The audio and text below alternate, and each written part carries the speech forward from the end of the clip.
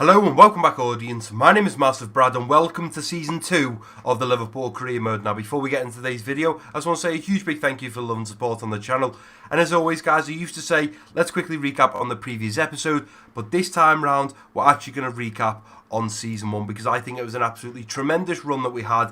We've done incredible things in the first season, and I think it's definitely worth flashing back and having a blast from the past. So going back to Season 1, when we first kicked off the series, we knew there was going to be 5 trophies up for grabs. We had the pre-season trophy, which we played in the Champions Trophy.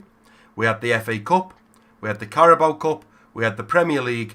And we also had the Champions League. So flashing back to the very first cup, which of course was the Champions Trophy. We had to take on some huge teams, but we battled our way to the end, got ourselves to the final, and went on to win that first piece of silverware. Of course, within episode 1, I do believe, maybe even episode 2, we'd already crowned ourselves champions in our pre-season tournament, so I was very happy with how the lads started. We started off a little bit shaky at the back. I wasn't great at defending, and you guys said, Brad, I think you should stick to world class when you get into the Premier League because you're new to the game, it's a new system, it's a new engine, you've got to get used to the defending, and that is exactly what I did. But lo and behold, I got better, I worked on my defending, and then we come up against the FA Cup, which we won, the Carabao Cup, which we won, the Premier League, which we had won by episode 30. We were clear, 33 points clear when we crowned ourselves champions of the Premier League. And we battled our hearts out to get to the final of the Champions League, where we faced off against the Spanish giants, Real Madrid. And it was thanks to Bobby Firmino scoring in the 91st minute, which then led us to be able to lift the Champions League trophy and crown ourselves champions of the Champions League. What an absolutely incredible season we have just had, guys. I also quickly want to say a huge big thank you to everyone that did support me, show me love, likes, comments, shares, everything that you guys done in Season 1 made that Season 1 the best series I have ever recorded. So thank you so much to all of you, and hopefully you'll all be here for Season 2 and show me as much love as you did in the first season. But in today's episode, guys, there's not going to be any games. We're mainly going to get the structure for Season 2 because in the next episode, which is going to be episode 36, or the second episode of Season 2, there's going to be a lot of straw polls. There's going to be a lot of stuff to talk about, and that's why you guys need to make sure you leave loads of comments down below, because if you want to recommend anything for this season, whether it's buying a player, selling a player, formation, ideas, anything like that, this is the video where you should leave it down below. So I've got some sticky notes in front of me. These are some of the topics that I'm going to talk about throughout today's video. And then in the next episode, we're going to have straw polls. We're going to talk about some of the comments that you guys are going to leave in this video. So basically, I'm hoping this video isn't going to be too long. It's not going to be a usual 20-minute video. I'm hoping it's going to be around maybe 10 to 15 minutes, just covering some of the basics at the start so we know how to get off to a good start in this Season 2. So the first point I've got is the FA Community Shield, which you can see right there. We are facing off against Spurs. Now, if you guys didn't know, the FA Community Shield is where the FA Cup winners play the winners of the Premier League. But because we won both of them, we won the FA Cup and the Premier League, runners-up of the Premier League then get involved. So obviously we come top of the Premier League and won the FA Cup. Spurs come second, so that is why we face them. The second point I want to make, this is something that you guys said probably halfway through Season 1, and that's why I'm going to change it right now, is Brad, you're doing great on World Class. Don't you think you're better than this now? And the answer is, guys, yes, but I waited for Season 2 to do this because I didn't want to change things up. We were doing so well in Season 1. If I'd have changed the difficulty and then I'd have lost it and I'd have just bottled it, then I'd have been absolutely gutted. But as you can see here, we're going to go over to the settings and we're actually going to change the difficulty from World Class to Legendary for Season 2. So if I just come out of that, I'm pretty sure it should automatically save, but I'll just go ahead and check that. Yep, still on Legendary, so that is saved. So there's another thing done. Next on the list is straw polls. Now, there's going to be no straw polls in today's video, guys, but you need to leave as many comments as you want, as many comments as you possibly can about things you want to do and see in Season 2. Now, there may also, which I'm not 100% sure yet, there may be prizes up for grabs for you guys to win, depending on if we do certain things. So for example, I would say if I don't win the Champions League, there's going to be a £20 Amazon gift card on the line. If I don't win the Champions League, then I will have to give that £20 Amazon gift card to one of you guys. but I may do it for winning it or losing it. So if I say, if we win the Champions League, I will give away a £20, then it encourages me to win it so I can give something back to you guys. But just let me know in the comment section, guys, whether you think that is a good idea. So just to throw some ideas out there, an Amazon gift card, we might go for a kind of YouTube setup, startup type thing. So I might do a microphone, might do a headset, may well do a game, things like that. So what we do is, like for example, if we go over here, you can see the board expectations. So in youth development, they expect me to do that. Brand exposure, they expect me to do that. Continental success, we would have like our own objectives now. I know a few of you guys may well watch him, and his name is, I do believe it's Janny Sports. It's spelled with a C, C-A-N-I Sport, but I think he pronounces it Janny Sports. And he actually does this, and he calls it like the fan objectives. And what he does is, the first one will be score 30 goals with Liverpool's forward line, the three up top. If you don't, you've got to shave your head or dye your hair. And I really like this concept. It gives him reason to work hard and get involved with his viewers to make it a little bit more fun. So I may well do something like this, guys. It's not going to be in this episode. It'll either be in the next episode or episode 37. But I know obviously some of you may have already seen this around the YouTube scene. I know it's not just Janny Sports that does it, but I like the concept of it. It gets you guys involved. You guys can win prizes. It gets me more excited. It's a little bit of fun. But as I say, the straw polls and stuff like that are going to be in the next episode. So make sure you leave as many possible comments as you can, whether that's transfers, ideas. If you like the idea of me giving stuff away, if we hit certain targets, accomplishments, objectives, let me know some ideas of what you'd like to win. Obviously not over the top, not like, I'm going to donate a £10,000 car, but things like maybe an Elgato, microphones, headsets, mice, keyboards, all things like that. You guys let me know some ideas if you would be interested in that. But moving on, we've got the next big one, which is youth players. Now in season 1, I actually didn't sign this man, and I'm just glad that he's still there. And that is the 16-year-old goalkeeper, Dylan Morris, who has a potential of 93 to 94, which is absolutely ridiculous. Look at that potential. He's going to be either 93 rated or 94, which is crazy. So we are going to promote him to the senior team, and that is what I'm looking forward to this year, because obviously we have Bailey, who's now our backup keeper.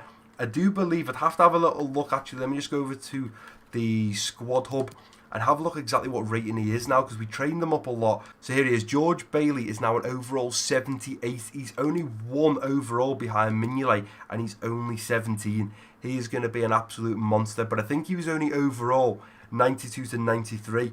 Now we've got Dylan Morris, so I think what I'm going to do is going to train Bailey all the way to 80 overall. We're going to probably move on Mignolet, but again, this will all be straw polls in the next episode, guys, so don't worry. If you guys don't want Mignolet to go, you are going to have your say. But get Bailey to an 80, move on Mignolet, and once Bailey gets to an 80, rotate him as much as we can with Alisson, especially in the FA Cup and the Carabao Cup, and then we will train up Dylan Morris the best we possibly can. Right, we set up a network to look for a goalkeeper, and that man right there done absolutely incredible. Jonas Lundy done incredible things. He's brought 2 amazing goalkeepers to us, which I am very happy about. But now the next thing is what position do we look for next? So obviously, where do we look? And it's also the fact we're going to look at sending them out for probably 9 months, but it's what type of player. Do we go for a gifted, a winger, physically strong, playmaker, goalkeeper, attacker, defensive minded? I think you guys have definitely got to have your say on that. So I think what we're going to do is, you guys can drop a comment down below, but I think I'm going to do a straw poll in the next episode saying, who do we look for the youth scout to go out and scout? Do we go for a technically gifted, winger, physically strong, playmaker, goalkeeper, attacker, defensive minded, or any? And you guys can vote on a straw poll, and then we'll get that set up. Again, moving on from the scout stuff, we've now got the board expectations. As I say, guys, the objectives overview, I won't read that because that's just an overview, the best 3 that we need to be doing. We're actually going to go through them one by one. So first up, we've got the youth development. Grow 1 youth academy player by at least 5 overall points. As soon as they have grown, play them in 5 matches, either as part of a starting 11 or coming on as a sub. Now, realistically, we probably should have just left the goalkeeper that we've just signed in the youth academy, but it doesn't really matter. We can find a new youth player, we can grow him by 5, train him up, and then we can play him in the likes of the Carabao Cup and the FA Cup, and that's something I'm going to talk to you guys about in a moment. Moving over to brand exposure, gain 176 million earnings from shirt sales. That should be no problem. Even if we don't sign any big players this year, the likes of Bobby Firmino, Salah, Mane. We've now got Ramsey coming, Talisca's coming, Godin's coming. We will easily sell that amount of shirts, no problem. Moving on to the continental success. Straight up, they want us to win the UEFA Champions League. We just done it last year. Hopefully this year we can do the same. But remember, we're on Legendary, so it's going to be a lot more challenging this year. Moving over to the domestic success. They want us to win the Premier League. Again, we've already done that. And they want us to win the FA Cup. Again, tick that off the list. We've done that in Season 1. But as I just said, we're up to Legendary. It's going to be a lot more difficult. And finally, it's only low, but financial. And that is within 2 years, increase the club worth of your increase the club worth of your club by 15%. As I said, I was going to come on to this.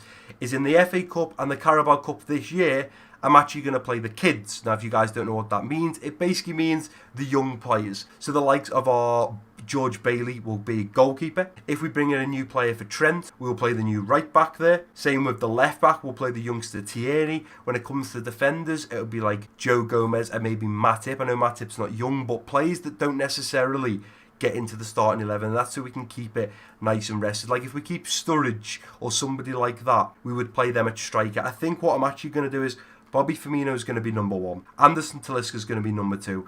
And then Angel Correa is probably going to be our third striker. And he'll be the one that plays in the FA Cup, the Carabao Cup. And if he wasn't fully fit, then we'll play Ryan Brewster, the other youngster. I'm probably going to look at putting Solanke out on loan. But moving on from the board expectations, we now have episode 2. I've already expanded a little bit on this, but episode 2, guys, this is big because I've never done this before. But in season 1, I've done one whole episode just covering transfers. So for season 2, I've decided episode 2, so the next episode after this one of the season 2, is going to include the whole, and I mean the whole, pre-season. So whether it's 3 games, 4 games, 5 games, until whenever we get knocked out, it's going to include it all within one episode. And the reason for that is because if I don't, let's say there's 6 games, that means the next episode is going to be those 2, the episode after that's going to be another 2, and the episode after that is going to be the final 2. It takes too much time. So what I think I'm going to do is I'm not too fussed about winning pre-season. We've done it last year. So I might play one, simulate one, play one, simulate one,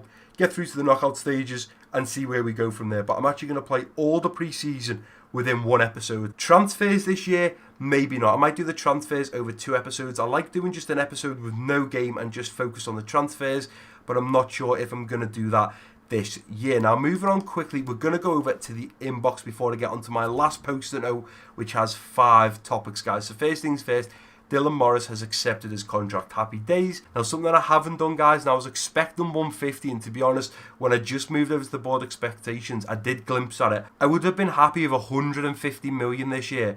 The board have actually given us £269.57 million as a transfer budget. That is bonkers. We have got a lot of money to spend, and this brings us on to the next topic. I'm quite glad I brought up the money there because it brings us on to transfers, something that you guys have been raving about. Now, the first thing I'm going to say before we even get into the transfer hub is the players you're about to see. A few of them have been recommended by you guys, but a few of them I already thought of myself and wanted to put them on the transfer list. So, if you have talked about a player in the past, they may well be in my book in front of me and I'm yet to put them on. These are just players that I like the looks of and I would like to sign. You guys need to spam, and I mean spam, the comment section with players you want me to add to this transfer hub. But before you've typed that message, especially you Royal, because you like typing while we're still listening, so you just hold your horses, boy. We are only bringing in realistic transfers.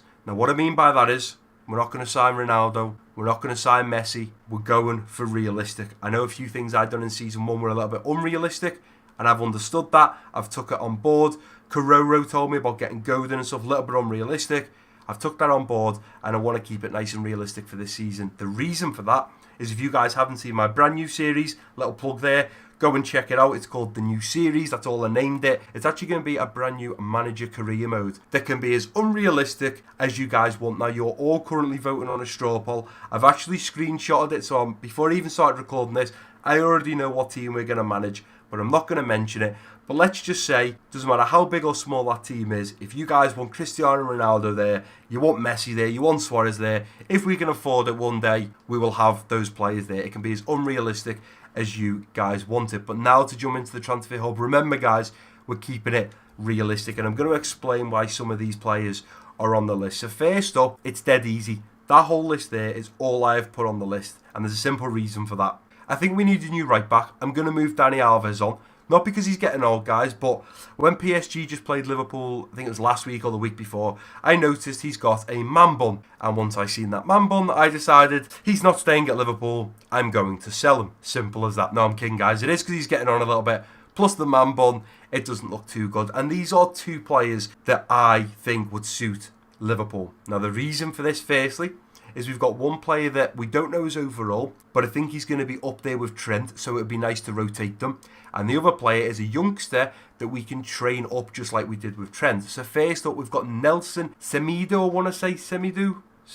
I'm going to go with Semedo. If I am pronouncing it wrong, guys, let me know down below in the comment section. We're currently getting him scouted. He's at Barcelona. We don't know too much about him. I don't know how much he's going to cost, but what I do know is he's a speed dribbler and his stats are looking a little bit tasty. You can see the stars next to his acceleration, sprint speed, agility, balance. And I think it'd be good to bring a player in like him and give Trent a little bit of competition. Just so we've got two players that might be, let's say Semedo is 81 rated, Trent 83. We just rotate them. So in the Premier League, in the FA Cup, in the Carabao, in the Champions League, we just rotate them. And that's what I like about that. The other player is Aaron Wan-Bissaka. Now, obviously, he is actually at Juve. I didn't realise that. But he moved from Crystal Palace last year and is now at Juventus. I don't think he's going to cost us too much, if I'm completely honest. In fact, he's valued at 4.9. The same between 4.5 and 6.1. I'd buy him for 6 million. We've got 260 million. We'd pay 6 million for him. He's young. We could train him up. Plus, it's the fact he then doesn't push Trent out of the team. Semedo is going to want to get rotated a lot with Trent. He's not going to want to be on the bench week in, week out. But I think a right back is a position we definitely need to look at. We've only got Trent that can play there right now. We could move Gomez to right back, and this is something that's going to be a straw poll in the next episode, because in certain positions we have got players that can play there, but it's not their favourite position. So it's like, do we buy a right back who plays at right back, or do we just convert Joe Gomez from a centre back to a right back, especially because we've got Diego Godin coming in at centre back now? Is that going to push Joe Gomez further down the team? But again, let me know in the comment section, guys, and I'll also be doing a straw poll when it comes to the right back. Moving on to the centre back. It's a difficult one, guys, if I'm completely honest, because we're bringing Godin in, but I still think we need another centre back. But what I'm thinking is we need to move on Matip and Lovren. So I think in the next episode, I'm going to have a straw poll saying, who do we sell, Lovren or Matip? You guys are going to vote, and then I'm going to look to sign a brand new centre-back. Again, these are just two that I like. You guys can leave some comments down below with realistic centre-backs, but the two I've chosen is Jonathan Tah, who is absolutely solid. He's so strong, so good in the air. I've seen him in real life. He looks unbelievable. And the same for this man here, Benjamin Pavard.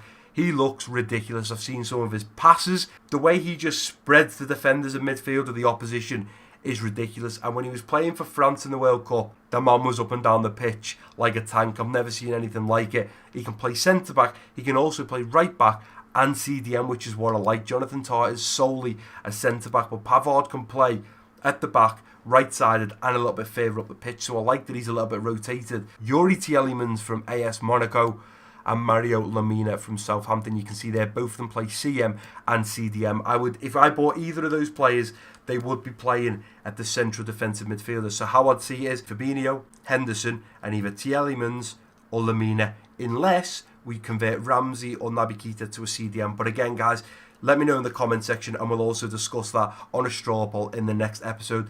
And the last man, and we will be signing him in the next episode, guys, is this fella here. I mean, I want to try and pronounce his name. Vinicius.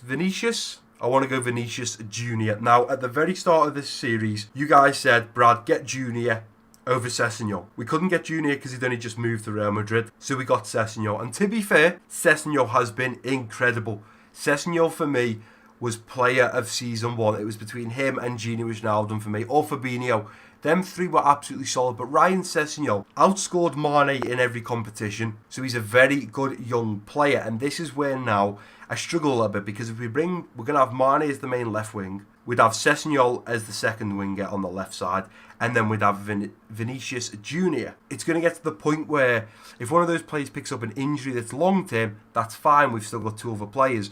But if no one picks up an injury, I'm sure it won't be long before Sessegnon and Junior are knocking on the door saying, listen Brad, I signed this contract, I want to be playing more, you need to play me more. The good thing about Junior is, though, you can see there under Real Madrid, he plays left and right wing, which means we can swap him from the left to the right, so there's no problem there. So let's say Shaqiri got injured, who's going to play on that right wing? We've only right now got Salah, but not anymore, because we're going to have Junior that can play right and left. We've got Sessegnon that can also play at left back if anything happened to our left backs.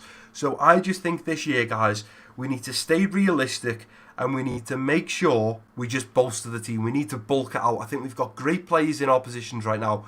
We just need to bulk it out. Now, I quickly moved on from this man. I skipped him, really, and I shouldn't have. But his name is Mario Lemina. The reason he is on the list is because I either want to say it was Chris, Lee, or MTA Plays said, maybe 2 or 3 episodes ago, Brad, I think you should buy a Southampton player to keep this Liverpool career mode realistic. First of all, felt like that was a shot at me and Liverpool, but I get what he's saying. It's like Liverpool and Southampton have a conveyor belt from Southampton all the way to Liverpool. Mane has come from there, Lallana has come from there, Lovren has come from there. Any players that start doing well at Southampton end up on this conveyor belt and come all the way to Liverpool, and we sign them. And don't get me wrong, out of the players we have signed from Southampton, only a few of them have come real good, like Mane. Lallana's not too bad. Lovren has his days. That would make it a more realistic career mode. We sign a Southampton player. I've had a look at a few of their players. Lemina is the only one I'd probably sign because he can play CM and he can play CDM. As for every other position, we've already got players a lot higher rated and already a decent amount of players in that position. So they are the players right there. 1, 2, 3, 4, 5, 6, 7 players that I have added to the list. Guys, make sure you drop your comments down below with right backs, centre backs, CDM players, and I don't really think we need any wingers because we're going to get Junior and we've already got decent players out on the wing. But guys, if you want to recommend anyone, that's entirely up to you, but let's keep this as realistic as possible. Now, we've done our transfers in. The next topic is our transfers out. So what I think I'm going to do is I'm going to advance in a little bit of time because we're still on the 1st of July. We're going to advance a little bit of time. Then we're going to get the pre-season sorted, which is another topic that we're going to discuss. The new players will have come to us, our 3 new players, Ramsey, Talisca and Godin. That is something I need to ask you guys. What number do we put on their back? Right, so there we go. We managed to just advance one day and we've already had our pre-season tournament invite. So let's go ahead and advance the invite. Now, something you guys may know or may not know, when you actually play in this season, this pre-season, some of your players are actually away with their international team. Whatever one we pick, Champions Trophy, American Challenge or Invitational, we're not going to be able to play the likes of Bobby Firmino, Mane, Salah. They're probably not going to be able to play because they're going to be away with their international club. We don't need the money. That is the bottom line, guys. We've got 260 million to spend. We don't need the money. So I think what I'm going to do is I'm just going to go with the easy option and I'm going to go for the Invitational Cup because we've already won the Champions Trophy in the first season. So the Invitational Cup seems the next one because playing that for an extra 200 grand and playing against those big clubs and possibly picking up injuries and having to play some of our best players just doesn't seem worth it. So the Invitational Cup is the one I am going to accept. Now we should go back to the Central, in which we have, and we also have 4 new emails. So we'll jump over to the emails. The board are telling us that we have now joined up for the Invitational Cup, and then also pre-contract player arrivals. Diego Godin has completed his move, Anderson Talisca has completed his move, and finally Aaron Ramsey has also completed his move. So 3 new players that have joined us now, guys. But the last thing that I want to talk about, guys, especially when it comes to transfers, is what players are we going to look to sell. Now, there's going to be a few that I list right now. Some of them you'll be happy with, some of them you won't. But if there's any players you want me to sell, let me know down below in the comment section. Because when it comes to selling players, unless it's a big player, I'm probably not going to do a straw poll. So when we go down the list nice and quick, Karius is out on loan for another year, not a problem.